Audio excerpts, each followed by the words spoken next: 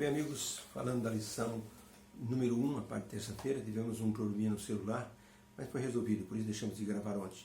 Atravessaram uma rua, o celular caiu no meio da rua e um ônibus lotado passou por cima do celular. Não sei como não estragou de uma vez, mas foi restaurado e cá estamos outra vez. Falando sobre a questão de a guerra por trás de todas as guerras. Vamos ver hoje como a Terra foi envolvida, como um lugar perfeito, como o planeta Terra foi deturpado pelo inimigo. Começou no céu e então agora envolveu a Terra na grande confusão cósmica. No tempo assim antigo, os italianos eles tinham muitos artesãos que faziam muitas esculturas assim encomendadas por pessoas ricas para colocar no jardim, colocar dentro das casas. E esses artesãos eles tinham uma certa dificuldade. Em alguns momentos, muitas vezes o martelo escapava e fazia rachaduras ou havia buracos na escultura. O que faziam os desonestos? Eles pegavam cera e fechavam aquele local. Os honestos não faziam isso, deixavam do lado e recomeçavam o trabalho. Por isso nasceu a expressão sine cera, onde a escultura não tinha cera, era uma escultura perfeita. E assim, os artesãos, os artistas, os escultores que vendiam assim, suas peças sem cera eram os mais procurados. Sem cera, sine cera significa sincero, perfeito. A palavra sinceridade vem de sine cera, ou seja, é algo completamente impecável. Podemos dizer que o nosso mundo era impecável, mas o diabo, como os artesãos desonestos, veio para o nosso mundo e resolveu colocar a sua mão enganosa e dessa forma a Terra se tornou um lugar imperfeito. Quando Deus criou o nosso mundo, Ele fez com extrema perfeição. Tanto que a cada expressão da criação, Ele dizia, eis que tudo era muito bom. Por isso, não havia mancha, não havia nenhum defeito, mas Lúcifer se tornou assim como um escultor desonesto. Ele colocou sua mão enganosa e assim invalidou a perfeição de Deus. A árvore do conhecimento do bem e do mal, por exemplo, foi colocado no meio do jardim como sendo um teste de obediência para Adão e Eva, mas Deus não os deixou sem aviso. Alertou, conversava com eles, explicou o que significava aquela árvore. Não poderiam comer do fruto, senão eles conheceriam algo que eles não iriam gostar. Mas foi muito bem avisado. O que o diabo fez? Fez com que Adão e Eva duvidassem de Deus. Certamente sereis como Deus. Aquilo que Lúcifer fez no céu para convencer os anjos foi justamente mostrando que Deus não estava sendo totalmente transparente. Ele estava escondendo algo. E com Adão e Eva não foi diferente.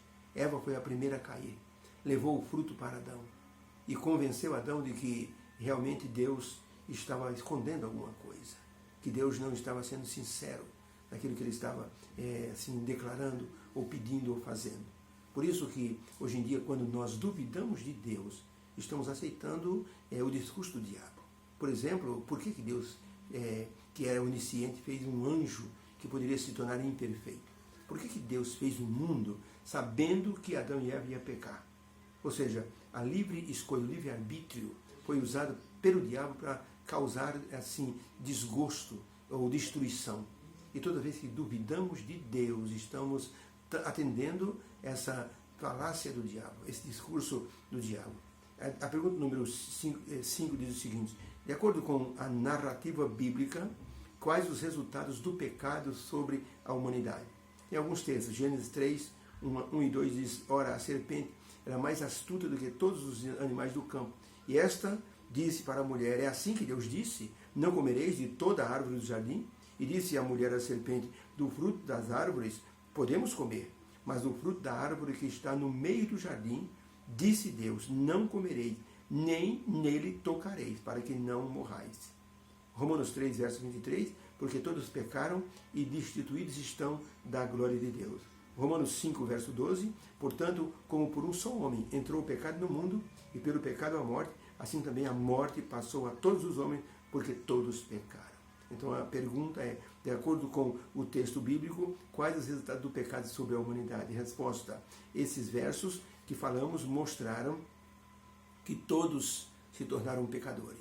Todos perderam a glória divina em seus corpos. Todos adquiriram fadiga, doenças, ansiedade e a morte física e espiritual. E com isso, o ser humano carecia de um Salvador, ou carecia de uma redenção.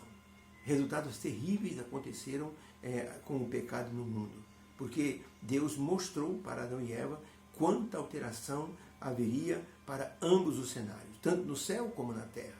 No céu, a terça parte dos anjos saiu do céu, esvaziou uma parte do céu. Na terra, a natureza se tornou totalmente estranha. O pecado agora escravizaria o ser humano. Adão e Eva teriam sua situação modificada. A Eva com dores, Adão com fadiga. E a felicidade seria conquistada com muito esforço. Foi um preço muito alto para se conhecer o mal. Porque o bem, eles já conheciam. Sereis conhecedores do bem e do mal. O bem eles já conheciam.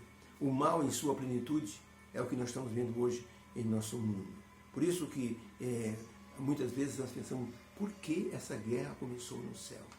2 missionários estavam num país distante. Estavam cuidando de pessoas pobres. De repente uma bomba explodiu bem perto de um dos missionários e atingiu a criança. A criança se esvaía em sangue. O missionário correu, colocou sua própria camisa no ferimento, chamou o médico correu. Não conseguia estancar o sangue, a criança desmaiou, outra bomba prostrou mais 2 homens perto dos missionários. Sabe como essa guerra começou? Porque o nativo de uma tribo matou um porco que era da outra tribo.